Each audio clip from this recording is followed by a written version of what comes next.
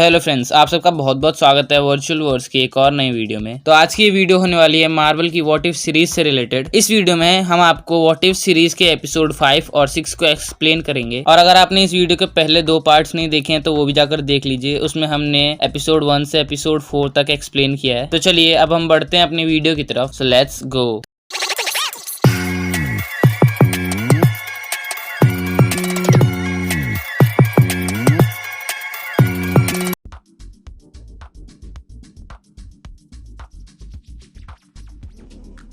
तो एपिसोड 5 की स्टार्टिंग में हमें ब्रूस बैनर दिखता है जो कि सीधे थॉर के शिप से अर्थ पर आकर गिरता है ताकि वो सबको इन्फॉर्म कर सके कि थैनोस अर्थ पर आ रहा है। लेकिन वहां पर उसे कोई भी नहीं मिलता है। और जब वो डॉक्टर स्ट्रेंज के घर से बाहर निकलता है तो वहां पर उसे एबनी मो और ब्लैक डॉर्फ दिखते हैं। लेकिन तभी उनके पीछे से आयरन मैन, डॉक्टर स्ट्रेंज और वोंग आते हैं और उन्हें बुरी तरीके से मार देते हैं। लेकिन तभी हमें पता चलता है कि वो सब ज़ॉम्बीज हैं और वो सब ब्रूस को भी मारने की कोशिश करते हैं। लेकिन तभी वहां पर वॉस्प और स्पाइडरमैन आते हैं और उसे बचाकर वहां से चले जाते हैं। इसके नेक्स्ट सीन में हमें वॉचर दिखता है जो कि बताता है कि जब हैंक पिम अपनी वाइफ को क्वांटम रियलम से बाहर लाने गए थे तब उनकी वाइफ एक ज़ॉम्बी वायरस से इन्फेक्ट हो चुकी थी और उन्होंने हैंक पिम को भी ज़ॉम्बी बना दिया और उन दोनों ने क्वांटम रियलम से बाहर आकर पूरी दुनिया में ज़ॉम्बी वायरस को फैला दिया है। और इसके नेक्स्ट सीन में हम देखते हैं कि स्पाइडरमैन ने एक बेस बना रखा है जो कि ज़ॉम्बीज की पहुंच से दूर है और वहां पे हमें कुछ बच्चे कुछ सुपर हीरोज दिखते हैं जो कि प्लान बना रहे होते हैं कैंप ली हाई जाने का, क्योंकि उन्हें पता चलता है कि वहां पर कोई है जिसने कि इस ज़ॉम्बी वायरस से बचने का तरीका ढूंढा है। और फिर वो सब अपनी मंजिल के लिए निकल पड़ते हैं और फिर वो लोग पहुंचते हैं एक स्टेशन के पास ताकि वो ट्रेन की मदद से अपनी मंजिल तक जल्द से जल्द पहुंच सकें। पर यहाँ पर उनका सामना होता है बहुत सारे ज़ॉम्बीज से जिसमें कि हॉकाई और फैल्कन भी होते हैं और उनकी वजह से हैप्पी भी ज़ॉम्बी बन जाता है। और दूसरी तरफ स्पाइडरमैन और बाकी के लोग ट्रेन स्टार्ट करने की कोशिश कर रहे होते हैं। तभी स्पाइडरमैन के पीछे से बहुत सारे ज़ॉम्बीज आते हैं लेकिन डॉक्टर स्ट्रेंज का क्लॉक आके स्पाइडरमैन को बचा लेता है और वो लोग ट्रेन स्टार्ट करके वहां से निकल जाते हैं। और इसके नेक्स्ट सीन में हमें दिखता है कि शेरन कार्टर ट्रेन की लास्ट बोगी में अकेले होती है और तभी वहां पर ज़ॉम्बी कैप्टन अमेरिका पहुंचता है और शेरन पर अटैक कर देता है। और शेरन की चीख सुनकर बक्की वहां पर तुरंत पहुंचता है लेकिन तब तक देर हो चुकी होती है क्योंकि शेरन भी अब एक ज़ॉम्बी बन चुकी है। और बक्की ज़ॉम्बी कैप्टन अमेरिका को मारकर उससे उसकी शील्ड ले लेता है और वहीं पर वॉस्प भी आती है और ज़ॉम्बी शेरन को भी मार देती है। और शेरन को मारने के चक्कर में वॉस्प भी अब इन्फेक्टेड हो चुकी है। और इसके बाद हम देखते हैं कि वो लोग अपनी मंजिल तक पहुंच गए हैं लेकिन वहां पर बहुत सारे ज़ॉम्बीज होते हैं। और क्योंकि वॉस्प भी अब इन्फेक्टेड हो चुकी है तो उसका भी ज़ॉम्बी बनना तो तय है, इसलिए वो अपने फ्रेंड्स को बचाने के लिए अपने आप को सेक्रीफाइस कर देती है और उन्हें कैंप तक पहुंचा देती है। और कैंप में उन्हें मिलता है विजन जो कि उन्हें बताता है कि माइंड स्टोन की मदद से हम इन्हें ठीक कर सकते हैं लेकिन मैं अकेले इन सबको ठीक नहीं कर पाऊंगा। हमें एक ऐसी टेक्नोलॉजी चाहिए जिनकी मदद से हम इन्हें एक बार में ठीक कर सकें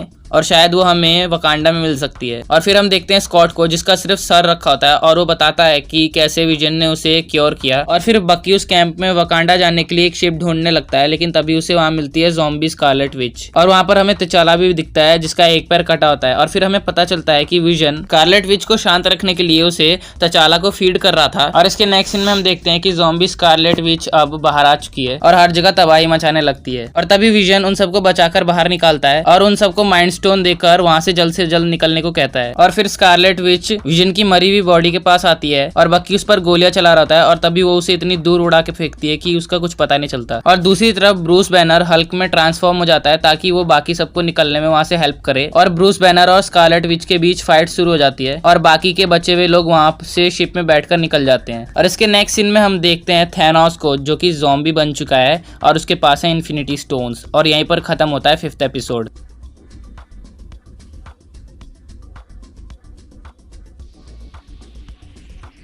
तो एपिसोड 6 की स्टार्टिंग में हमें आयरन मैन मूवी का वो सीन दिखता है जब टोनी स्टार्क के ऊपर टेररिस्ट अटैक होता है। लेकिन इस एपिसोड में वहां किलमॉन्गर आता है और टोनी को बचा लेता है। और इसके नेक्स्ट सीन में हम देखते हैं कि टोनी स्टार्क और किलमॉन्गर यूनाइटेड स्टेट्स में है, वो भी एक कॉन्फ्रेंस में, जहां पर टोनी स्टार्क ये ऐलान करता है कि वो किलमॉन्गर को अपनी कंपनी का नया CSO बना रहा है। और जब ये सब बातें हो रही होती हैं तब किलमॉन्गर टोनी को ये बताता है ओबाडिया स्टेन्स 10 रिंग्स के साथ मिला हुआ था और ये सब उसी का प्लान था। और स्टेन्स के एक्सपोज होने के बाद उसे गिरफ्तार कर लिया जाता है और उसकी पोस्ट दे दी जाती है किलमॉन्गर को। और इसके नेक्स्ट सीन में हम देखते हैं कि किलमॉन्गर टोनी स्टार्क के साथ उसकी गैराज में होता है और टोनी स्टार्क उसे अपना काम दिखा रहा होता है। तभी किलमॉन्गर उसे बताता है कि वो भी ऐसी एक कॉम्बैक्ट ड्रोन पे काम कर रहा था जिसमें वो फेल हो गया था। और ये बात सुनते ही टोनी उसके उस डिजाइन को कंप्लीट करवाने में हेल्प करने लगता है। और काफी सारा काम खत्म होने के बाद अब उन्हें ड्रोन्स के लिए एक पावर सोर्स की जरूरत थी और वो दोनों तय करते हैं कि वो वाइब्रेनियम को as a power source use करेंगे। और टोनी उसे बताता है कि हम लोग क्लॉ से वाइब्रेनियम खरीद सकते देखते हैं। और फिर नेक्स्ट सीन में हम देखते हैं कि जेम्स रोड्स क्लॉ से वाइब्रेनियम खरीदने के लिए पहुंचता है, लेकिन तभी वहां पर ब्लैक पैंथर आ जाता है उन सबको रोकने, और तभी पीछे से आता है किलमॉन्गर, वो भी एक सोनिक टेजर गन के साथ, और उन दोनों को मार देता है। और इसके नेक्स्ट सीन में हम देखते हैं कि किलमॉन्गर वाइब्रेनियम स्पेयर लेकर टोनी के पास पहुंचता है,